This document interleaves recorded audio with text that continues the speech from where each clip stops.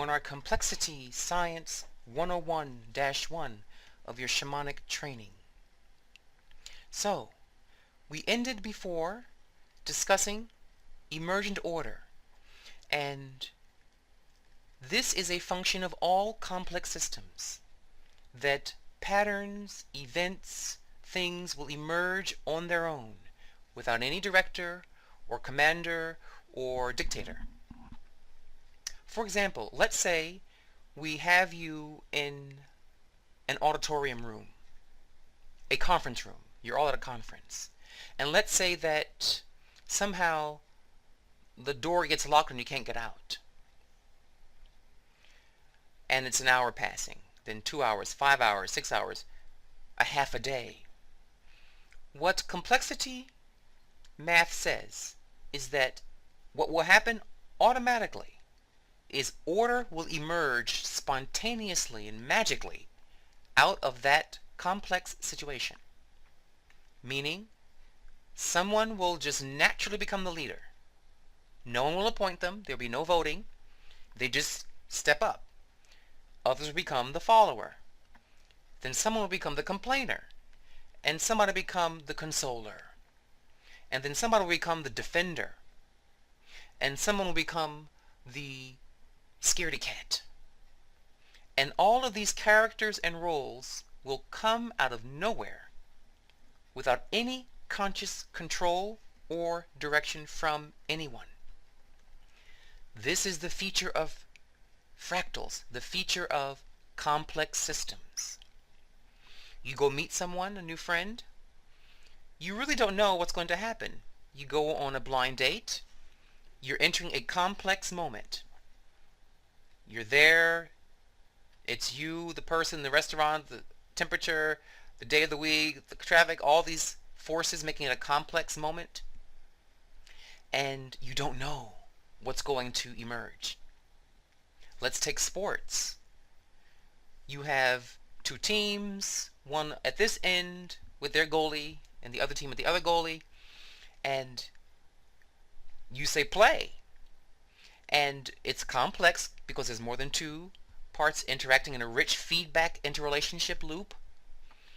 And you don't know what's going to happen. You don't know who's going to win, who's going to fall, who's going to do a magical home run or touchdown. You just have no idea. And it's that lack of knowing, that surprise, that spontaneity that makes the game worth watching. Nobody wants to watch a complicated sports game where it's very logical and you can predict the next move and everyone knows what's going to happen and there's no life, soul, or spontaneity. So whenever you enter a new group, a new organization, whenever you're in an environment that has a lot of feedback loops, a lot of interrelationships happening at once, you're going to experience emergent order. Surprises happening in you and things around you that are part of that experience. This is mathematically a function of all complex systems. So, let's move on to the next slide here, which is the introduction to the idea of scale invariance. Now, I made a slight allusion to it earlier. It simply means the thing looks the same no matter how tiny or big you zoom in on it. Things look similar, like in the cauliflower. The tiniest part resembled the biggest part. And from tiny to a little bigger to even bigger still to bigger, bigger, bigger, bigger, bigger, all those different levels of size had the same looking image. Slightly different, but very uncannily the same. So, here on this page you have an example of scale invariance. Can you guess what I was trying to show is on different scales? I'm trying to show a dot. You see it's 4 images. The first one on the lower left of your screen is a tiny dot. It's very small, yet bigger, but they look very similar, but the whole of the ant home, the ant hole there, is bigger still. Well, then you have this big ocean cave, ocean ditch here in the sea that's gigantic. They're huge. Look, boats are going through it. They're so big. And then the fourth image is a black hole, light years across in diameter. But look at them. They all look similar, no matter the size. Size does not change that they look alike. It's like mini-me, me, gigantor me. They're all looking like me, just there's a tiny version of me and a big version of me. That's all that scale invariance means. It's a fancy word for that. Okay, let's move on. The next image is of an ant. Ants are tiny. I love ants. They're very fascinating creatures. They belong to the war god, the gay warrior Mahus. And to work with ants, they teach us to deal with order, structure, and courage, as well as strength. But look at the ant. Take a minute and stare at it. It's a beautiful structure. It's got the head, the abdomen, the middle part. It's got those little legs. It's tiny. It can fit in your shoe. It can fit in a thimble. But now scroll to the next image, and what do you see here? It's called the Ant Nebula. Look at that. Self-similarity and scale invariance. These are vastly different scales. My goodness, whole galaxies can fit inside of this Ant Nebula. It's so huge. Yet, size does not change the fact that it resembles the tiniest thing of an ant. So this is a feature of all fractals, of all complex systems, that they're speaking, in this case, a language. Ants and this area of the sky are speaking a language to each other. They're speaking to each other through symbol. We're talking about symbolic communication, symbolic links. And as you know, the blacks of Egypt, the Kamau, wrote in a symbolist's way. They wrote in pictures. When you have a dream, or when a spirit speaks to you, they speak through symbols. When heaven wants to communicate to you, it speaks through omens, which are symbols. You see how I'm very easily able to go from complexity science, which is a science with a geometry. We'll see that more in the math part of this DVD.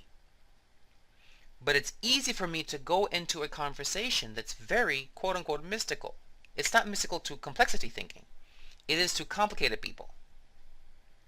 So there's some kind of symbolic communication between tiny ants and this particular galaxy, nebula. Let's move on to the next image in our slide. Look at that beautiful blue butterfly. It truly is exquisite. Let's scroll to the next image. What do you have? It's called the Butterfly Nebula. Look at that. The butterfly might be 3 or 4 inches across. This is millions and millions and millions of miles across. Scale invariant. Although the butterfly is much tinier, the pattern, the shape is the same on a gigantic scale. Size, in this case, does not matter. Scale invariance means size, in this case, does not matter. They are similar in shape. And a shaman would say, shaman, i.e., complexity scientist. Yes, I said it. You're actually being trained in the Golden Beetle shamanic, underline shamanic system, in being a complexity scientist who wields the geometry and the mathematics of magic. Kemet knew how magic was science, what they call alchemy. And the shaman would say, I wonder if, and wondering is a right brain thing. It's imaginal. It's creative. I wonder if butterflies can teach me something about this part of the sky. Let's say I am a shamanic astronomer. And perhaps butterflies can tell me what kind of spiritual energy I can tap in this part of the sky. Or maybe even at some point in the future when rockets can get out to this far, butterflies might give us some insight into what this part of the galaxy is like, what we can expect. Do things change fast in this area? Do they go through transformations very rapidly or very stunningly? I'm conjecturing, I'm wondering, I'm imagining, I'm in my right brain. This is what complex systems do. They make you wonder. Complicated systems make you not wonder. They make you dry and bored. They're important. I love my car's engine. But I don't want to live my life like an engine. I want to live like nature, like complexity. Let's move on to the next slide. This one speaks for itself. It's called the Eye Nebula. This is astounding. It looks like an eye. So this to we shamans, to magicians, sorcerers, wizards, voodooists, would say perhaps the magic of this area, the energy of this area, affects insight, can bring visions. Who knows? That's why it's exciting. Looking at it is causing your mind to erupt with new patterns of creativity and ideation, new dreams and concepts. This is the beauty of being a shaman, the beauty of being African. The next image shows the lungs. That white image there are your lungs. You see your trachea and the lung tubules.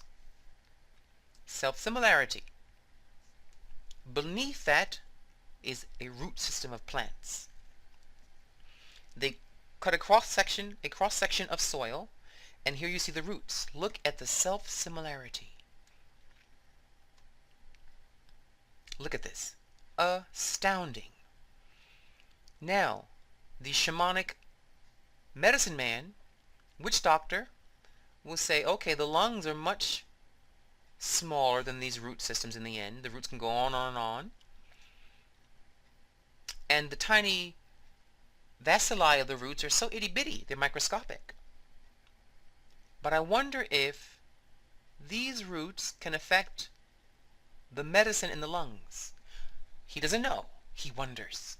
And through the wondering, through the question, new patterns emerged automatically, because that's the nature of all chaotic, complex systems. Now look here. The next blue images refer to, the top smaller image is the neurons of your brain firing as you think. They're microscopic, scale invariant, tiny microscopic. Look at the thunderbolts. They're huge. Again, size does not change the shape. So, what will you think? I think you're getting used to this now. As a gay shaman, you say, I wonder if there's a link between what I can learn from thunderbolts and what I can learn about synaptic thinking, how the brain thinks. But both these blue images, if you scroll back, resemble roots of the plant and lungs. So wait a minute. The lungs look like roots, the roots look like synapses, the lungs look like lightning bolts look like roots. You start seeing this feedback loop, things feeding back to each other, and you start weaving. The god of knowledge is called Sia, the weaving god. Sia is complex intelligence. He's the god of wisdom, knowledge, and intelligence. And he also weaves. So the shaman says, I wonder if lungs and lightning bolts are linked. And I can tell you for a fact, they said yes. When you breathe through your lungs, you increase your oxygen. Oxygen is flammable. Oxygen creates energy. It gives you a bolt of energy, like a lightning bolt. So the lungs have an effect similar to, but slightly different, electricity. It also so happens that when you breathe deeper, you think clearer, meaning your brain fires more readily. So we're seeing lungs linking to synapses and to the thinking process. So breathing helps you think clearer and gives you energy. Breathing helps the electricity in you, the juice, and the thinking. And what about roots? Well, roots break down the primary minerals in the soil. The same way that electricity breaks down the nitrogen in the air, which falls through the ground, enters the soil, the roots absorb it, and then the plant eaters eat it, and it passes it along the food chain. The primary way to get nitrogen in the world is through lightning bolts, breaking it down and falling into the ground through plants. Well, the brain also dissects information, the way that lightning bolt dissects minerals in the air, and that roots dissect minerals in the soil. And the lungs dissect oxygen and carbon dioxide. So you see, I am able to weave an entire philosophy, a kind of complex logic, a magical, sympathetic magic kind of logic, without violating the laws of science, of complex science. So now we move on to scale invariants in an orchestra. From the left smallest to the right biggest instrument we have the small violin. Next bigger is a viola. Next bigger is a cello. Next, the biggest of all, is the bass violin. You're looking at an orchestral fractal. Look, they all look similar, yet slightly different, and they're scale invariant. No matter the size, whether it's a tiny violin to a large bass, they look the same. So you're seeing fractals are everywhere, even in our symphony orchestras. Now we shift gears a bit to look at a more subtle use of fractals, a subtle use of complexity science, through mythic art, which are cultural fractal patterns. Mythic art, meaning myth and art, are actually complex systems of a cultural nature. We'll start by looking at this fire picture, these flames. So now you have an idea of how shamans think, how complex people think, and how they look for patterns regardless of size or distance. And they're looking for self-similarity, scale invariance, and emerging patterns. So you as a gay shaman, a budding gay shaman, say, how beautiful. You look at the flame. And you study fire. You start to look at its behavior, its patterns. It's hot, it's luminous, it's dangerous, it likes to move, it doesn't stay still, it consumes. You start getting certain ideas about its patterns. And you say, I wonder, where else can I see the pattern of fire, although I'm not seeing fire proper, fire itself? Where else do I see the themes of motion, destruction, speed, consumption, energy, movement? You see, we're getting very abstract now with our complexity concepts. Well, let's move to the next image. Look. So one day the shaman, you, young gay African shaman, young gay European shaman, young gay Asian shaman, are looking at the flames, and all of a sudden a lion form appears to your eye. You see the pattern emerging spontaneously out of the flame of fire that you're sitting at. You just had a vision, but you saw a pattern. And let's say you saw a lion. You say, oh my goodness. Then you start thinking in a complex way. Well, are lions like fire? Are they self-similar? Well, yes, lions are kind of luminous. They're golden. They're beautiful.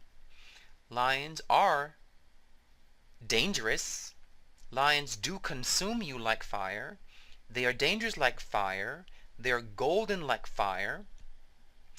They are powerful like fire. They should be feared like fire.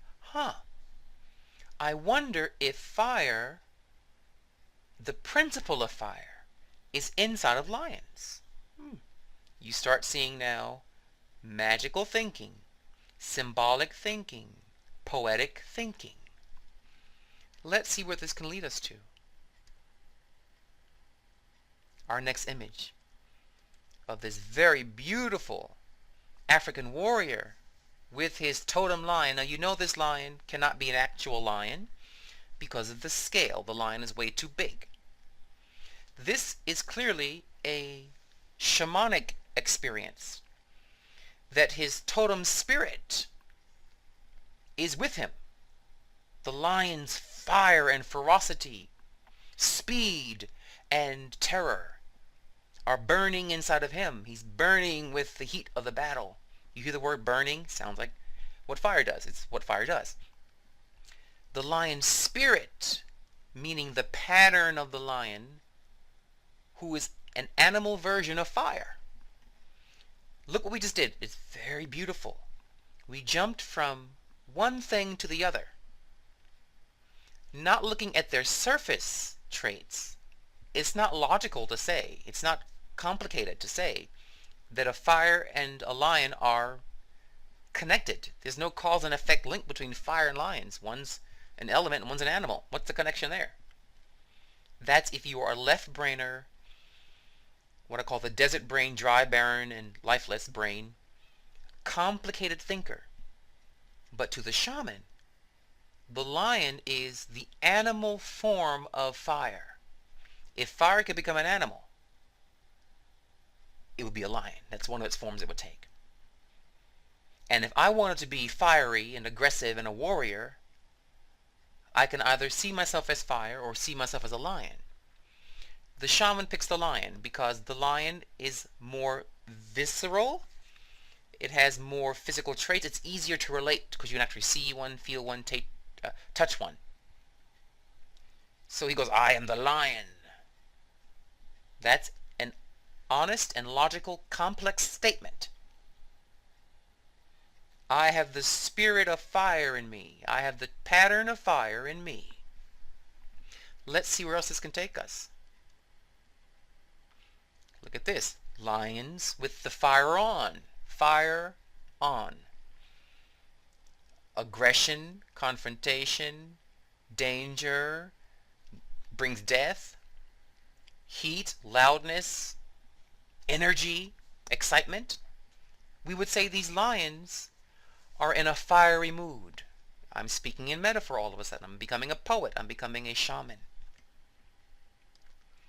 The next image. Now we're going tiny. Two little ants. A little brown black ant and a red ant. My question to you, budding young shamans, is this different from the lion we just saw before, the two lions fighting? No, it's the same principle, the same pattern. Although this is a much tinier scale, on this scale, it's war. It's fire. These two ants on their itty-bitty, micro-tiny scale are expressing their itty-bitty principle of fire. No different from, you see, scale invariant. Size does not change the pattern or the principle. This is fire on an ant scale. The lions had fire on a lion scale. But fire in both it was. And this is how you begin to see yourself in nature. You see, the shaman saw fire, lion, and linked it to himself. You see, the right brain, the complex brain, loves to weave. Weave and connect things, to make them interrelate and feed back to each other. They're always trying to find how things are similar and connected. So here, look at this amazing scene of these tiny little ants in their fiery mode. Next we come to a card from the Voodoo Tarot card called Dambala la Flambeau. Look at this. This is from the Voodoo system. It says Petro, the petro voodoo means fire. The word petrol comes from it. And so there is a kind of magic in voodoo in Haiti called petro voodoo. There's Rada voodoo and petro voodoo. Rada voodoo is more peaceful spirits. Petro are the warrior killer spirits. And here we have this snake. Look at the fractalness of it, the complexity of the drawing. Notice the flames are self-similar to a serpent, his tail. It looks similar. This drawing is genius of complexity art. Self-similarity, both in form, because the tongues of flame resemble the tongues of a snake or the coils of the snake, the tail of the snake.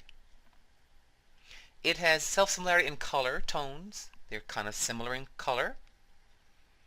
And the snake is aggressive, it's showing its fangs. And fire is dangerous, like a snake. So this is voodoo art. It's African art. And my objective, one of my goals in this DVD, is to provide the world through gay men the understanding that African magic, African religion, African voodoo is science. It is mathematical. It is complexity science. It is complex geometry. Even our cities we saw before in Baila, that city we showed you before, that's in Africa. And researchers have discovered that no group of people, no societies on earth live fractally as a cultural base except for the Africans. We build our cities fractally, we speak fractally, our language is complex, our religion is complex, our gods are complex, our thinking is complex, our jewelry is complex. We are a complex people. Complexity is a black people's way. And that's why magic is normal to us, because magic is about self-similarity, scale invariance, and emergent order. The science of omens is, doesn't matter the size of the situation. If the pattern's the same, it's the sign. So an ant is tiny, but it is like fire when they're fighting. I see the connections, the hidden connections. Look here beneath this beautiful dambala, serpent, cayenne red peppers, the hot pepper. To you, I hope you're starting to think like a shaman more and more. These cayenne peppers are like flames. Now they're not flames. You can't cook your food in the pepper. It's not an actual bonfire, but it has the spirit of fire. The patterns of fire are also in this plant. What does fire do? It heats up. Well, you bite this, you'll see. There's fire in there. The principle of fire. Fire dries you out. Well, you will start crying and drying out because of this flame. So much so you want to drink water. It's red like fire. So you're seeing any voodooist, any 2-year-old voodooist would say, oh my goodness, this belongs to the fire god. Now what a 2-year-old African could logically see from a complexity point of view would take a white corporate male conservative 100 million years to conclude. Because they're going to be hyper left brain, desert brain, dry, barren, lifeless, A to B, B to C, linear logic, reductionist thinking. They can't make logic out of this one because it's the other brain. Don't get me wrong, there are complicated people in every race. They're black, white, Asian, doesn't matter. What I'm identifying is, culturally speaking, as a theme, white cultures are definitely complicated. Black cultures and cultures of color are definitely complex. The one culture that blended them perfectly, even among the Africans, only one pulled it off virtually flawlessly, were the blacks of Egypt, the Kamau. They blended the two, the technological, linear, reductionist way of thinking with the artistic, spiritual, creative thinking. That's why their monuments are engineering works of genius and splendors of magic and spiritual mystery, completely harmonized flawlessly. So they are the model the world should look to of how to, what we call smatawi, blend the two lands, the two worlds, make both hemispheres produce a culture, praising both energies. Let's move on. Is this fire to you? This next image, this purple image, what you're actually seeing is a bacterium, a virus, being attacked by white blood cells. Is this fire to you? Is this the same thing you saw at the bonfire when you saw that line appear in those flames? Is this the same thing as Dambala, Wedo, Dambala, Petro, Dambala Flambeau? Is this the same thing as the lions attacking? Yes, yes, yes, yes, yes to all the above. It's the same pattern, but this is microscopic. This is very tiny. But in this case, again, size does not change the pattern. And that's the law of scale invariance in all fractals. So here we're seeing a picture inside of your own body of fire in action. Those white blood cells are out to kill. Clearly, this is fire. Right? You see it. Now you're starting to see everything the way a shaman should. And now we start to move into the mythic side. We had a taste of it with the man seeing in the flame a lion spirit, and then he had a lion totem. We began to enter into religious magic. Here we're entering Egypt now. We're seeing, this is the god Mahus, the gay warrior god, the lion man. But you're seeing we now have blended. This is not logical. You don't find lions with human heads or humans with lion heads. That's illogical to a complicated brain. What am I saying? What's the moral of my story? Separate the two ways of thinking.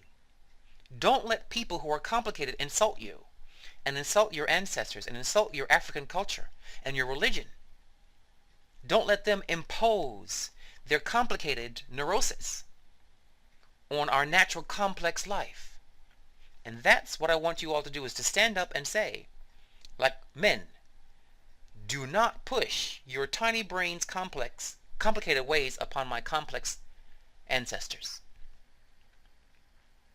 Here we're seeing a work of art where the man is, his head has become that of a lion, meaning his mind, his way of thinking is like a lion, like fire. You see, look at the self-similarity. You see it? The reds, the golds, the feeling of heat, the swirl of his scarf, the blazing sun. We're painting in a fractal way, self-similarity, self-similarity, self-similarity. All artists do this, those who are good. Now we have a picture of the god Mahus, shown more traditionally. But again, this is not logical. You don't find lions and men having the same body. This is complex art. And here's the climax of the man-lion theme in the world, and the greatest monument to this theme in the world. A man with a body of the lion called the Sphinx. But what are you seeing here? Complex genius. Complexity magic, where the king, the pharaoh, is saying, I have the spirit of the lion in my body. I am full of energy and life and strength and terror. Energy flows through every part of me. I am a defender. I am manly. Yet I have knowledge, intelligence, and the reason. I have the strength of the lion, but the head of a master. So now you can go to Egypt, you can go to Africa, you can go to Native American nations and look at their art with a complex eye, and all of a sudden it's very easy to read. It's not mystical or hocus pocus or airy fairy or whatever complicated people say. It's completely logical. In fact, I would say it has a superior logic. We call left-brain complicated people in Egypt the baboon people. They're like monkeys to us. They were shown by the god Aloe, the monkey. So we even turned them into a complex form. We said, you're not actually monkeys. You don't have, a tail and you don't swing from trees. But your thinking is very similar, itself similar to a monkey. Therefore, we conjure the monkeys. We call the monkeys. It's poetic thinking. Now we move on to combining a bit of both self-similarity and scale invariance. This is more for your fortification, for you to practice, practice, practice. One thing of fractals and complexity is repeating. The word used is iteration. Like in the peacock's feathers, the blades of grass, the same pattern kept repeating and repeating and repeating. Fractals always repeat themselves on different sizes with similar shapes, slightly different. Similar with a twist. Similar with a twist. Like I said before with you and your ancestry, I'm sure if we dug far back enough into your bloodlines, your behaviors, your interests, your talents, your insecurities, we will find are very similar to a particular set of ancestors in your bloodline. But you are slightly different with it. You have your own twist on it, your own tweak of that same issue, that same talent, or that same neurosis. Now here we're going to enter into a very microscopic level, and this is more just for me to coach you at looking for these patterns, looking for the features of complexity systems, which were self-similarity, emergent order, scale invariance. So look at this shape. This is the DNA molecule, microscopic, tiny, tiny, tiny. But you're not fooled by size anymore, are you? You know the smallest things can have the biggest message. Let's scroll down. Look at this.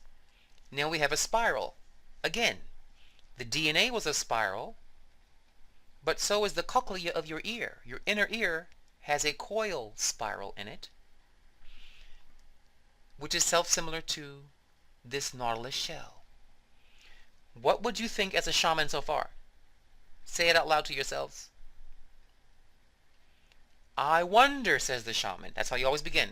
When I ask that question, I want you to say, I wonder if DNA, my inner ear, and shells have some mysterious connection, because they're speaking the same symbolic language. They're speaking to each other through symbolique, symbolism, which makes me wonder there must be a reason why they're doing that. They must have something in common that made their shapes look similar but slightly different. DNA contains the programs of my body, my height, my eye color, my hair color, DNA. Well, my ear, the cochlea, deals with what I hear. Do words program me? Can I program my mind with sounds and words the way my DNA programs my flesh? The conch shell. You ever notice why people always say they put the shell to your ear, you can hear the ocean? Is there something about shells that amplify hearing things that you cannot see?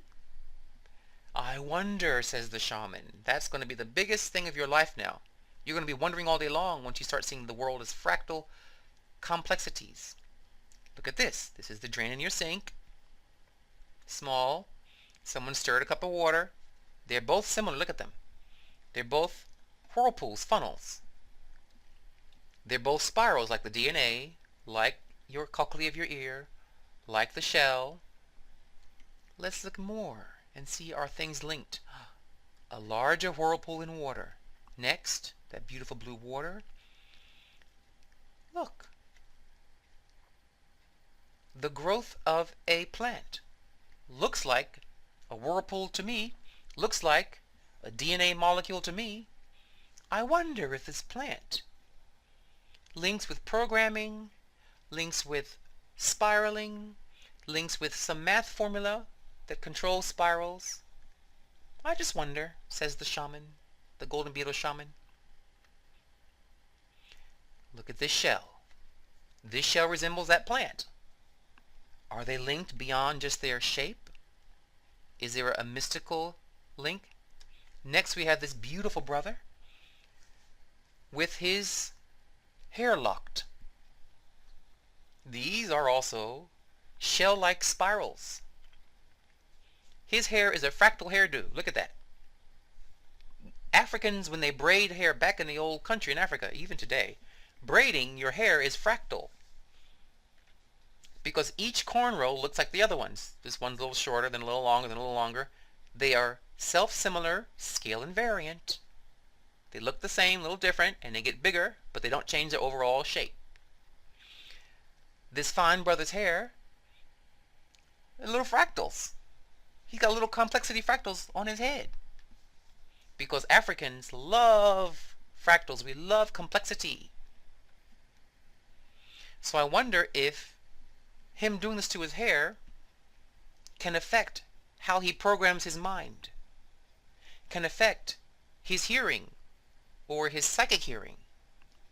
You see how I'm beginning to weave feedback loops? I'm weaving mysterious things, but it's not mysterious if you're thinking complex brainwave. It's mysterious to the complicated idiots. Next, we have this aloe vera plant, which is a spiral shape. What are you going to think, shaman? I wonder if, fill in the blank, do your research, do your complexity investigations, and come up with a new formula, a new herbal mix that affects the hair, that can affect DNA, that can affect how we can program ourselves through affirmations. Maybe the aloe vera plant affects people's receptivity to positive affirmations. I wonder. Now we move on to the next image. Look, a spiral in the form of a cobra. Is there a link between snakes and DNA? Snakes and whirlpools? Snakes and your hair? Medusa had snakes in her hair. Can snakes make one more receptive to hearing things from the spirit world? Perhaps because if you call Kundalini a snake and you wake your Kundalini serpent up, you can see, hear, taste, touch, smell things from the spirit realm. So you can see why they chose the serpent as the symbol of magical psychic development. Very logical. Now we have another snake, another spiral forming in the ocean. This is bigger than the one we saw in our sink or the glass. It's bigger, but same shape. Next we come to, oh my goodness, a hurricane forming. It resembles to me the brother's hair, my cochlea in my ear, the stirred water, the snake. I wonder if snakes and hurricanes have things in common. I wonder if I speak to a snake while it's coiled, could I somehow affect hurricanes? Is this possible? Now, I won't discuss this much in this DVD, but I will in the future. Einstein called something, he had a phrase called spooky action at a distance.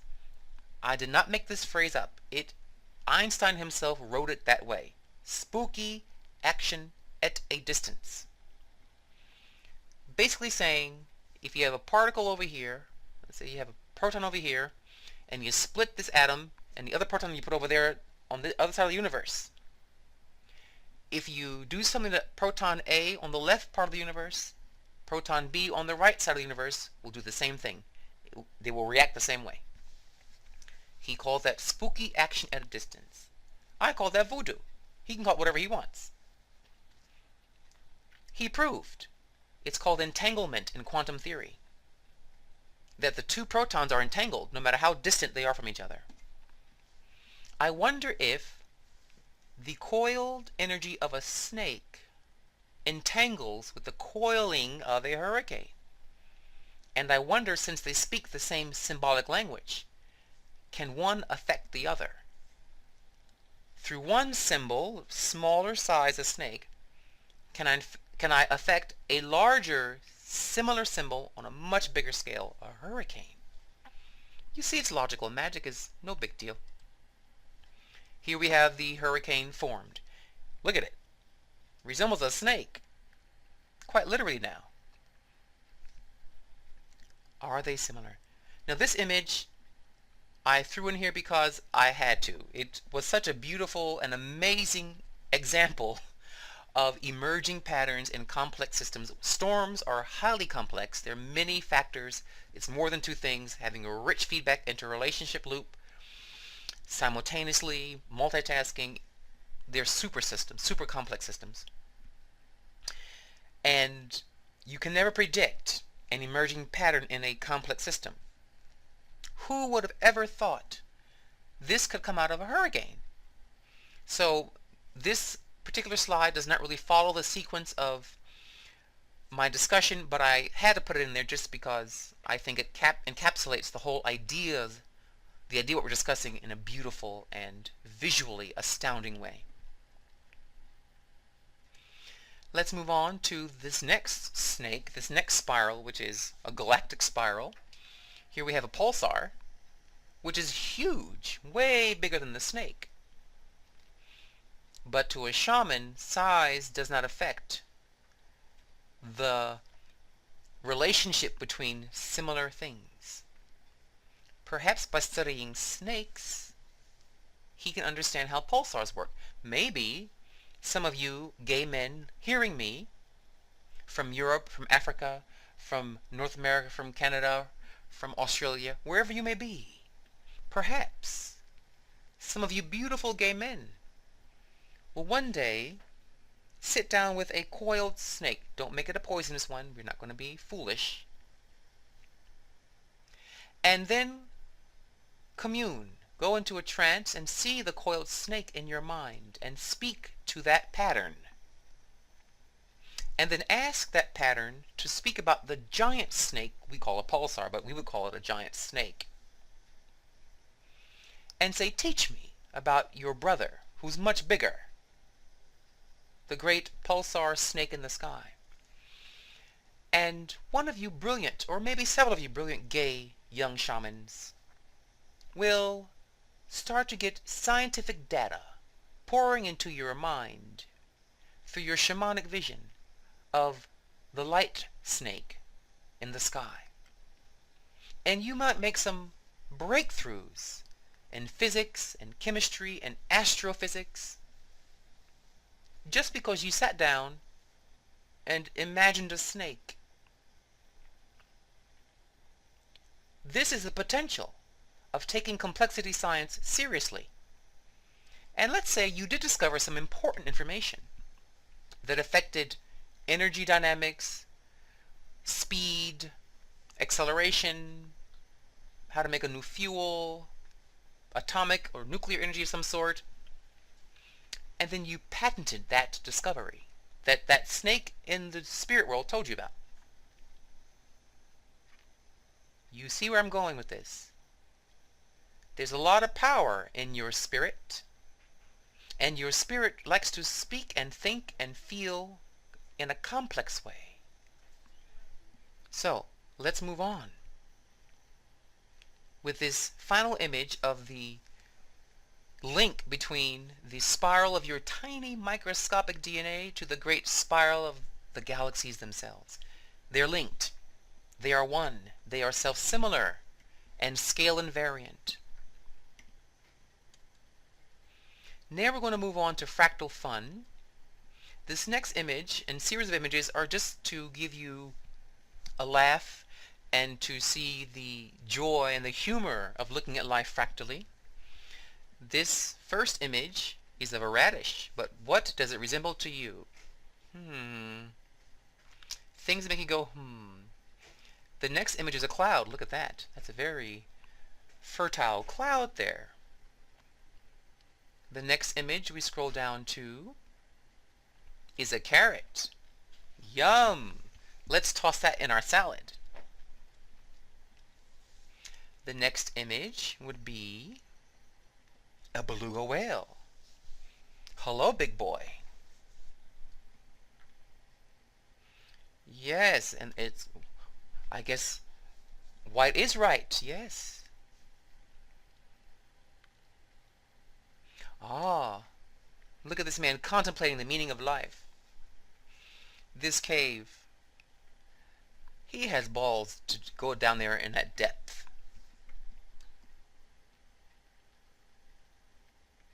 The next image is of a rising cloud. This cloud's looking up. As Shangela would say from RuPaul's Drag Race, hallelujah. Next we have this mushroom. Yum yum, gimme some. How delicious looking. Makes you just want to eat it. Next we have an image that is rock hard. Now that's a camping site for any gay man. Our next image, if you flip to the next, will be my hometown of New York City, the subways. This is an actual overlay of a man's penis and balls on the subway system of New York. And if you got a map and you looked at it, you actually see this shape in there. This slide, to me, is very shamanic. This is complexity magic at its best. You took something like the subway system, which is very complex, many parts working together as one. And out of that emerged, without any conscious designer or intent, no commander, no dictator telling it to look like a penis and balls, but yet this pattern spawned out of it. And it makes you think. New York is very aggressive. It is a very masculine city. It's not very natural in nature and quiet. It's a very macho type city. It's got a lot of skyscrapers with big giant phalluses. So this actually tells me a lot about the spirit of New York. A thing a shaman would quickly spot. It even has a prostate. It's amazing. It's got a sphincter. It's got testicles, a penis, and a prostate, that kind of egg shape, up there near the number 4, the green number 4, and the beginning of the number 1 red line. I used to ride the red line when I went to school at Columbia, and I would go downtown. So I have ridden this penis. Yes, many times in New York. So now we move to fractal geometry a bit. And we're going to see here that fractal or complex math does show up in a very mathematical or harmonic geometric way. This formula you're seeing, z iterated into z squared plus c, we won't discuss it now, but you will learn this in the future. It's a very important formula. It's how you make a fractal. It's how life was created, with 3 factors, 2 resembling each other. A z, and the z squares itself. So we see even the fractal is repeating. It's iterating. Z, z, z plus c. We're looking at beneath that in the gray, the lattice work of the carbon molecule, forming a beautiful hexagon, a 6-sided shape. Now, of course, as a gay shaman, you'll say, I wonder if honeycombs have something in common with carbon, because they're speaking to each other through symbolism. The geometry that made the carbon made the honeycomb. The bee is compelled by the same engineering that controlled the lattice work of the carbon molecule. And we are carbon-based units, as they said in Star Trek. And the next image is a NASA image of the north pole of the planet Saturn. And if you look carefully, you will see a hexagon formed. This shocked scientists when it first appeared a few years ago.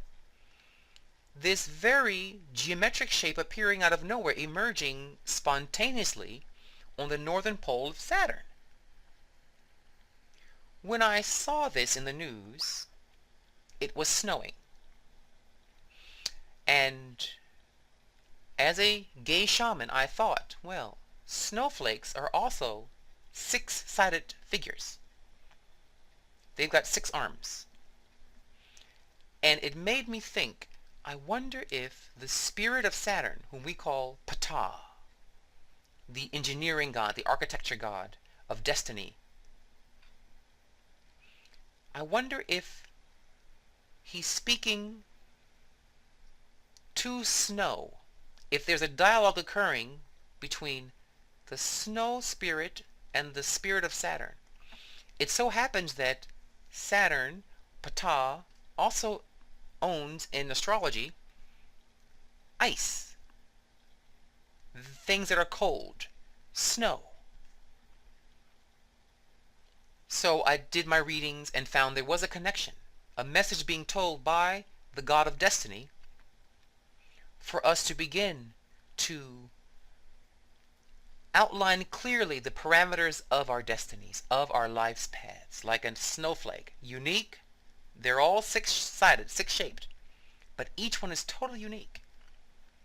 You, each one of you hearing my voice, are totally unique, but we're all similar. We're all gay men. We're all human. We're all men. We have many similarities, yet we're slightly different. And our goal is to learn how to respect our similarity and celebrate our difference at the same time. And this is a trait which gay men, the gay community, is brilliant at. We are masters at complexity. Even how we do our gay parades, they're complex. For example, let's compare a gay parade to a parade of crickets, the straights, heteros. Hetero parades like that Macy's Thanksgiving parade are very structured. You know, it's very processional, and you've got the baton twirlers in this area, and they're all doing the same thing. It's almost military. Then you got the floats in a certain sequence, because cricket people like to have things left brain. They're more left brain culture. Gay culture is complex. Look at our parades. It's not really very structured. It's very carefree. It's very spontaneous. We don't like a lot of order in our parades. We like them more loose and by the moment, more colorful, a lot more variety, a lot less rigid structure. We wanted, fractal means fractional. The word fractal was coined by the discoverer, the European discoverer of chaos mathematics, Benoit Mandelbrot. And he described what he discovered, the Mandelbrot Fractal, which is at the, you can see online. It's this black bug-looking shape, and the edge is very frayed, very ragged and rough. And he said, no matter how much I zoom into a little rough, tiny rough part of this bigger picture, it never ends. The fractal keeps breaking into other fragments. It keeps becoming more and more fractal, more of a fraction. But the fractions all look alike. They're self-similar no matter how tiny I zoom in to any part of this. So, we are a complex tribe. And this also explains why the crickets keep attacking us. As a culture, there are nice hetero people in the world, but as a group, they're crooked. They're mean, they're cruel to us, as a group historically and culturally. And I am beginning to submit to you a reason why they might be scientifically. Because the crickets are left brain people. We are complex right brainers. And they are opposites. But the two brains, although opposite, are not equal in destructive force. The left brain is by far and away more destructive. The worst that can happen if you're too much of a right brainer is you become indolent. You just don't do stuff. You're too relaxed.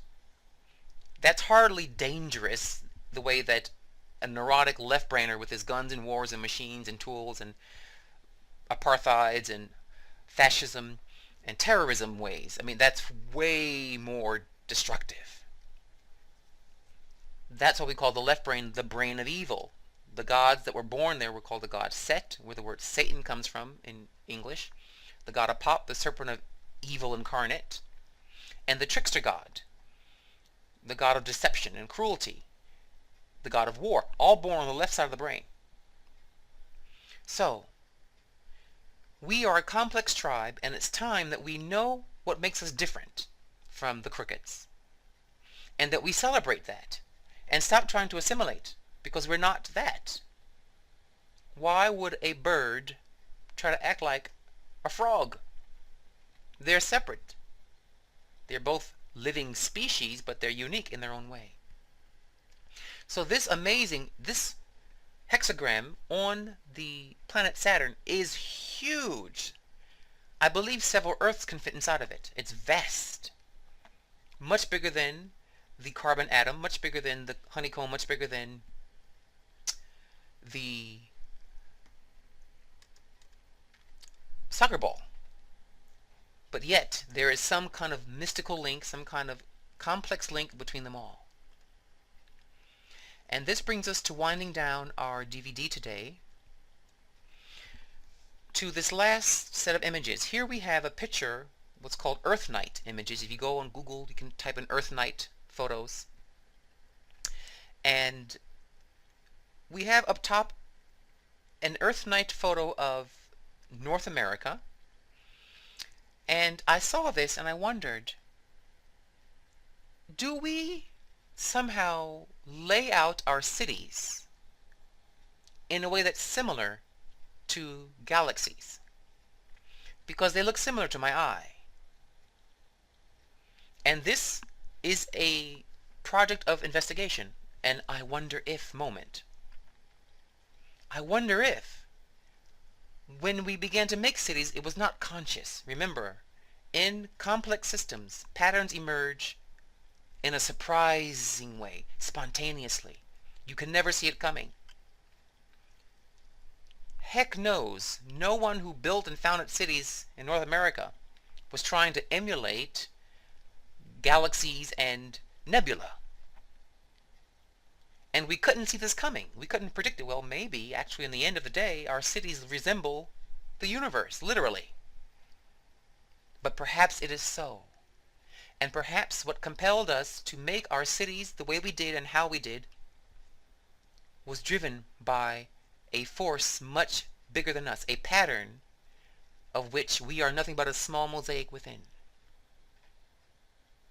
And when we zoom out from our little city in Atlanta or Paris or Kiev, wherever you may be, and you zoom out to your country and you see the pattern there, and you zoom out to the solar system and you zoom out to the galaxy and to the universe, you realize perhaps the fact that you're in that city at that time was dead on.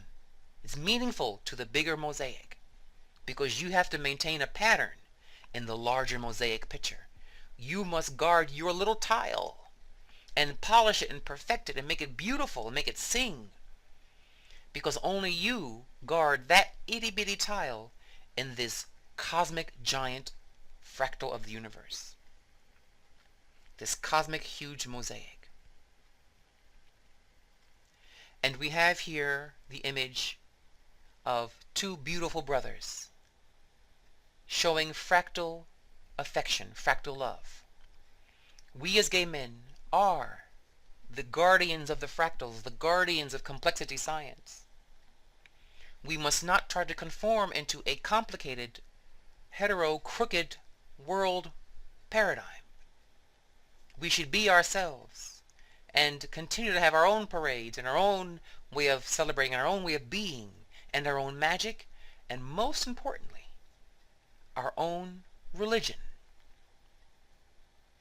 The ways of the crookeds and their gods suits them. It suits that kind of culture, of a complicated culture.